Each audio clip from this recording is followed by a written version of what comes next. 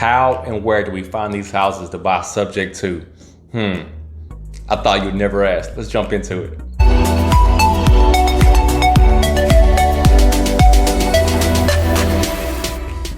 Hey, welcome back to REI Simplified. I'm your host, Adam Johnson, where we break down complex real estate situations and scenarios for people like me and you, the beginning investor. Today, I'm gonna give you guys 3 areas of ways to start finding and creating leads to buy subject to properties. Actually, I'm gonna give you a bonus. I'm gonna give you a 4th one. So stay to the end for that 4th one. So let's jump right into it, guys. We've been able to buy over 50 properties subject to, and we've used many different ways to find these properties.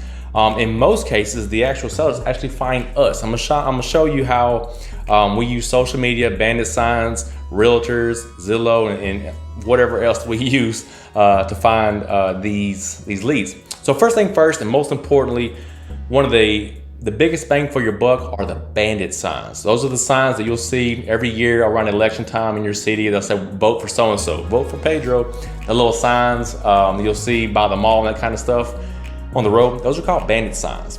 And you can go to cheapsigns.com, where we buy our Bandit Signs, and you can write whatever you want to. Cash for houses, we buy houses as is, blah blah blah, whatever you want, and put your phone number along with your email or your website if you'd like to on those Bandit Signs, and put those Bandit Signs out there, and you'll be surprised how efficient and effective those Bandit Signs are. However, not everyone does Bandit Signs right. You probably all have seen the We Buy Houses sign on the side of the highway, and you're driving 70 miles an hour, and by the time you get close to the sign to see either the website or the phone number, you're going too fast and you pass it, all right? So here's the secret of Bandit Signs. In the military, we call these choke points. What is a choke point? A choke point is where everyone has to drive through, all right? That's just the way the lay of the land, the way they do the subdivision or whatever. A choke point is where everyone has to drive through. So in my area, we have pretty big subdivisions. They may be 150 houses to 300 houses, some of them. And I know if I'm going to attack that subdivision, because those houses in there fit my criteria, where am I gonna put my Bandit Signs? I'm gonna put my Bandit Signs where I get the most bang for my buck. And that is not 5 stop signs deep in that subdivision where I may get just that street. Put your Bandit Signs at the choke point at the beginning of the subdivision, the single entry and exit point of your subdivision. Now, bigger subdivisions may have 2, some may even have 3, but the majority of subdivisions have 1 or 2 main entrances. By putting your Bandit Sign there at the main entrance, we buy houses, here's my phone number, here's my website.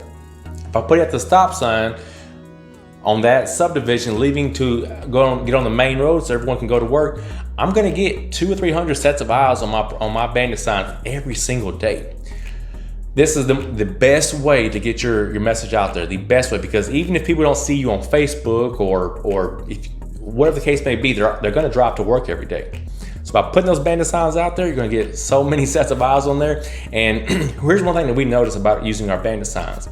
If I put a Bandit Sign out on Friday, I did not get phone calls on Friday, Saturday, Sunday, Monday, Tuesday. Most times when I put Bandit Signs out, I would do this every 2 or 3 weeks. I put out about 10 or 15 in very strategic locations. And what we noticed is that we would get phone calls about 7 to 10, sometimes 14 days after we input the Bandit Signs. For whatever reason, people drive through, they see them, I guess they write down the numbers, and they call me a week or 2 later. Not sure why, that's just how it works out. So I say that because when you put your Bandit Signs out, you may not get phone calls the first hour. So don't be depressed or shocked that no one's calling you right now, because it will happen. Another note as far as Bandit Signs are concerned is your local municipality, city, county, they may have restrictions against Bandit Signs. So that is on you to find out in your area what works and what doesn't work, what's allowed, what restrictions they may have, and that kind of thing, because we live on the Kentucky and Tennessee border. On Tennessee, I can put as many Bandit Signs out as I want to, and they don't care. On the Kentucky side, Oak Grove, Kentucky, they care, and they won't let me have Bandit Signs out without paying a fee for each individual Bandit Sign. So once again, before you get in trouble or before you invest a couple of hundreds of dollars into Bandit Signs, check with your local officials about the guidelines or restrictions concerning Bandit Signs. So Bandit Signs are a great way to go. Cheapsigns.com. your message, our message was not we buy houses. Our message was cash for houses, as is, any condition. That was it. Here's my phone number. Didn't even put my website in it. At the time, I was day one. I didn't have a website. So cash for houses. It was a white square with blue lettering, big font, simple as that. And we bought 7 houses off of about, we bought 50 Bandit Signs, and we put them out over the course of about 4 or 5 months. So we did pretty well with those Bandit Signs. So Bandit Signs are great. Second way I'm gonna teach you guys or tell you about as far as finding these leads or generating these leads is social media. Right now it's 2021, it's actually December, so it's almost 2022. You can bet your butt that everyone is searching on social media before they call you, before they look up your website, before they determine whether you are a good fit or even trustworthy or ethical or reasonable. They're gonna go search and see what people are saying about you. Now, your question may be, what if we don't have any history as investors? Not a problem. As an investor, when you start your social media, get up and running, I recommend at minimum having a Facebook page and having an Instagram page for your business specifically. Not you, but for your business. And reason being is because you want to have a fresh, clean slate with nothing behind, none of your previous history, none of that kind of stuff, and you want to have it dedicated to your business. Now, reviews are super, super important, but your question is probably, if I don't have any reviews, how are people gonna know that I'm a good guy, good girl, whatever the case may be? You can have friends and family right now give you reviews on your character, on your history. You don't have anybody lie for you. Don't ever have friends and family lie for you saying that they sold a house and you were fantastic. Nope. They can comment on your character, on your ethics, how you help people in the community, whatever's good about you. They can talk about that on Facebook and Instagram, even Google reviews. They can give you reviews about you, the individual. Simple as that. So don't get overwhelmed about I don't have reviews or I'm just starting. Get your social media up and running. Get that Facebook page, get that Instagram page.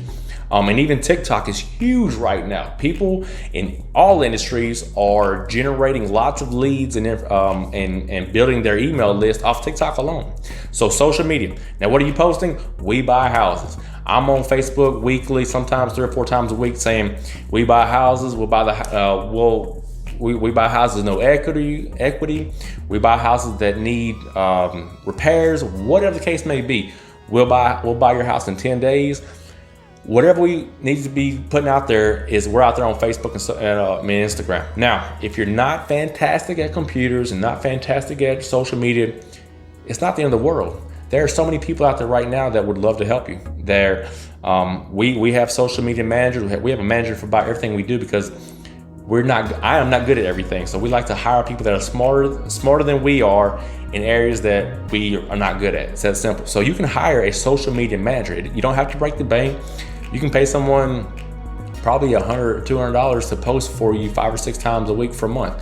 I'm not quoting anybody's prices, but you can find help so that it's not all on your shoulders and you're not overwhelmed by trying to create social media products that you're miserable trying to build them, whatever, okay?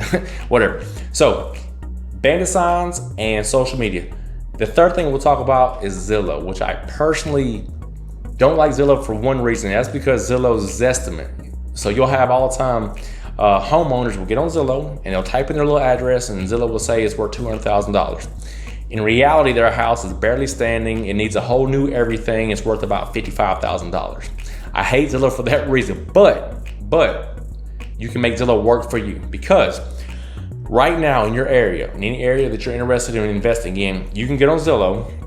You can filter for houses that have been listed for 3, 4, or 5 months that are, for us, we like 3 bedrooms, 2 bathrooms, at least 1,100 square feet. That's where we want to begin our searches. Anything bigger, fantastic. Anything smaller, probably not a good fit for us. But you can filter those houses. And the reason I say 3, 4, 5 months listed because the longer a property is listed, the more motivated that seller is to get rid of that property, okay? I don't get on Zillow looking for the house that just hit the market 2 days ago. That's not my seller. But the person that listed that house 4.5, 5 months ago, and it's still open, that person is more motivated because they've been carrying that mortgage for 4 or 5 months now, and they may not even be local. So that's the type of motivated seller that I want to spend my time on. I want to get to know that person. I want to give them a call. I want to find their information, and I believe, based on certain little criteria, that I may have an opportunity. This may be a good lead if I can get them on the phone. Now, once you get them on the phone, it's time to become a salesman, saleswoman, and now that's where the rubber meets the road. Now, in our course, we teach people how to sell yourself, how to talk to people with those subject to homes, because that's a different type of transaction. Subject to is so unique that not every type of sales pitch is going to work for that type of seller. So, and you have to overcome objections. They're going to have questions about, the insurance, the mortgage, their credit, all these kinds of things. You have to be ready and educated to be able to answer those questions. And we talk about a lot of that in our course. We'll talk about that later. So, Bandit Signs, social media, and Zillow. Here's the bonus, guys. The bonus is realtors. Now, let me just say, I am not a realtor. I buy and sell my own properties. I buy, sell, rent, and manage my own properties. As long as I'm not representing someone else, I don't have to be a licensed realtor, and I'm not. However, we have lots and lots of realtor friends that we have a great working dialogue with and relationship. And here's why. Well, there's many reasons, but there's one of the main reasons that when it comes to subject to is that their lead generation is second to none, because these realtors and some of these brokers spend thousands, if not tens of thousands of dollars per month on generating leads. Okay, so they get thousands, if hundreds, or even a couple of thousand of leads every month they have to go through. And what'll happen is that they'll get some great leads. Hey, I've had this house for 9 years. We think it's worth about $300,000. We owe about $180, blah, blah, blah. So yes, there's plenty of equity. They can sell that house. However, they also get leads like we get that say, hi, Mr. and Mrs. Realtor. I just bought my house 5 months ago and now I have to leave and I can't afford to have this house on my credit while we're in another place. What does a realtor do? If the realtor can't sell that house because there's not enough equity for the realtor to get paid as well, the realtor's probably not going to spend too much time on that. If the homeowner says that the house won't pass inspection, the realtor's probably not going to spend too much time on that. And that's where we come into play as investors.